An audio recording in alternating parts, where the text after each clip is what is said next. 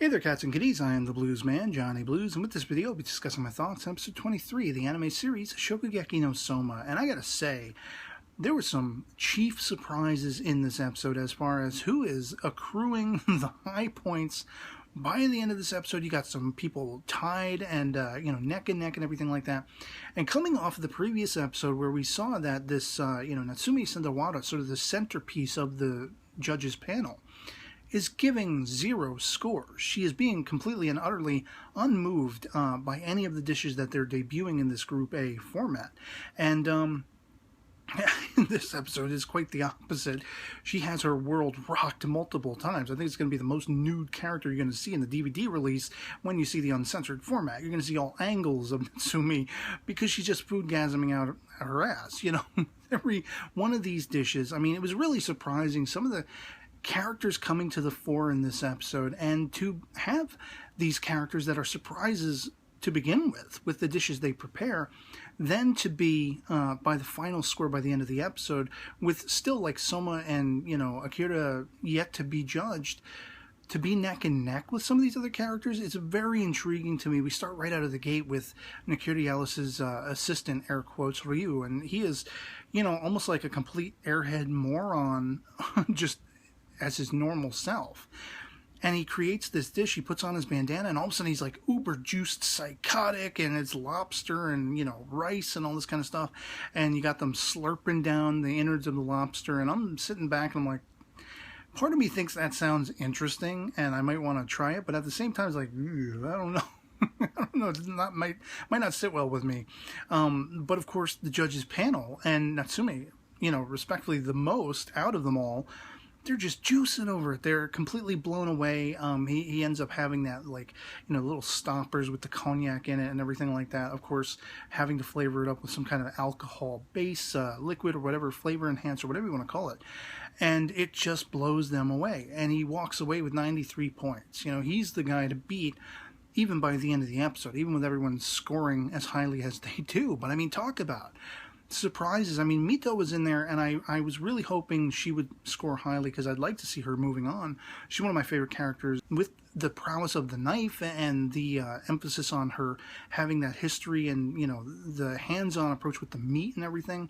And because of her family and all that kind of stuff, she comes in with the prime chuck or pork or whatever it is in her dish, and she's just slamming the wall with these judges with the dish she prepares.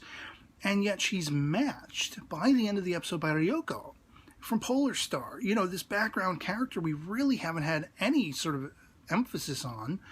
It's almost like just blindsiding. She comes out of nowhere, and they're tied by the end because of the prowess that Ryoko has, being very well matched with Mito's prowess. And so here's a character who, and I love, I gotta say, like, the rapport and the relationship going on and unfolding between Mito and Soma. He's congratulating her, everything like that. She's getting embarrassed, blushing. And she's even going so far as to say, well, it's something I learned from you, If she doesn't somehow make it into the autumn elections proper, and Soma does, I could see her being sort of a cheerleader for him from the side. She's very much warming to him, reluctantly though it may be. But I love that.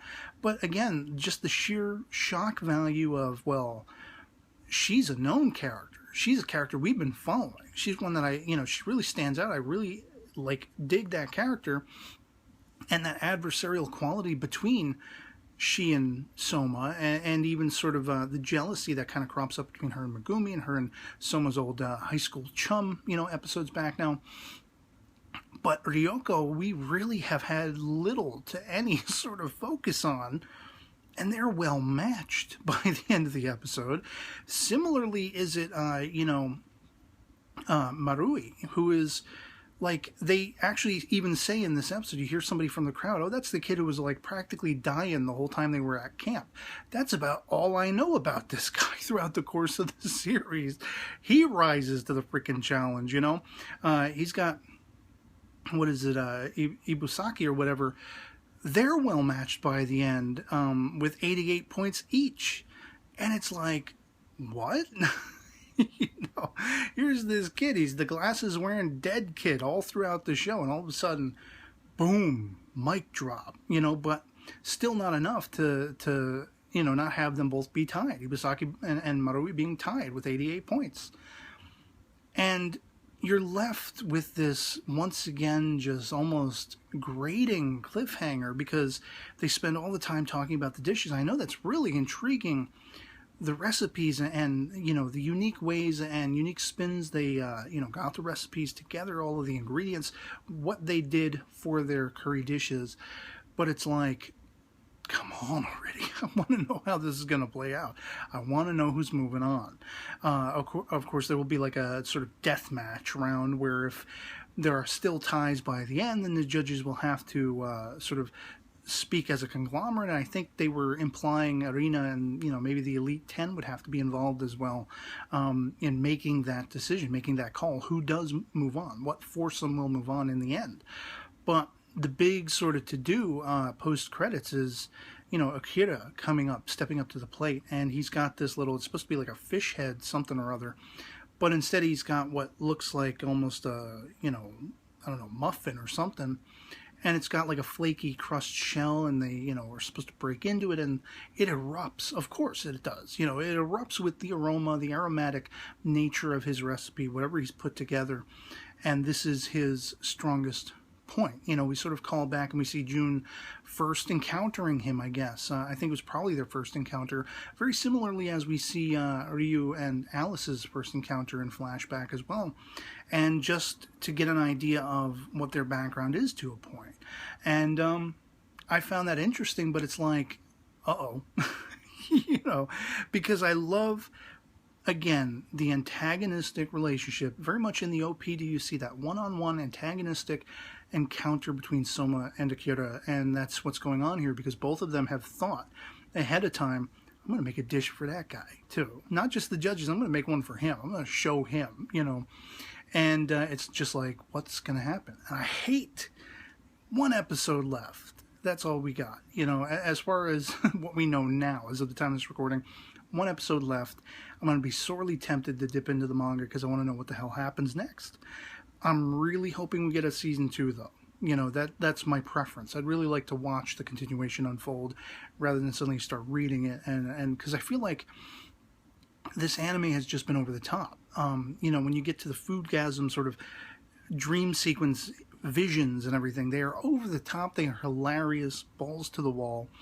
The sound effects, the music, all the embellishments they add into it, it's just fantastic. And I don't quite feel like, because I am a manga reader, I just read it very seldomly, and when it comes to anime adaptations, I stay away from it because I want to be able to watch the anime and experience the anime on its own merits. So I'm really going to be reluctant because I feel like reading the manga, it'll probably be entertaining. It'll probably be very funny and everything, but I feel like it's just not going to be as funny, maybe, as the anime. So again, by the end, you got Ryo in the top count, Marui, which came out of frickin' nowhere, Ibusaki being fitted right neck in neck with him, right in line with him, Mito being on there, but Ryoko, again, another character that's just like, who the hell is she? She's just out of nowhere, tied neck and neck with Mito and everything. And you got Soma and Akira ready to rock. I'm just chomping at the bit. I'm dying to know who's going to make it and how this is going to play out for at least the end of this season of Shokugeki no Soma. So I'd love to hear from you guys in the comments below. If you've seen episode 23 of Shokugeki no Soma, Food Wars, Shokugeki no Soma, did you enjoy it as much as I did? If not, why not? Let me know in the comments below. Love having the conversation with you guys. And we can agree to disagree on anything, any speculations you have, as long as it's non-spoilery information. Let rip in the comments below. Let me know who you think is going to take top contender. Is it going to be Soma? Is it going to be Akira? Is it going to be, Ryu has already proved his spot in that, sort of matchup and everything. Do you think Mito is going to continue on? Ryoko, Marui, one of these, surprise characters that really just stepped up their game out of nowhere. Who do you think it's going to be? So, otherwise, that'll be pretty much it for me on this. Hope this video finds you well, and I'll catch you all later. Peace.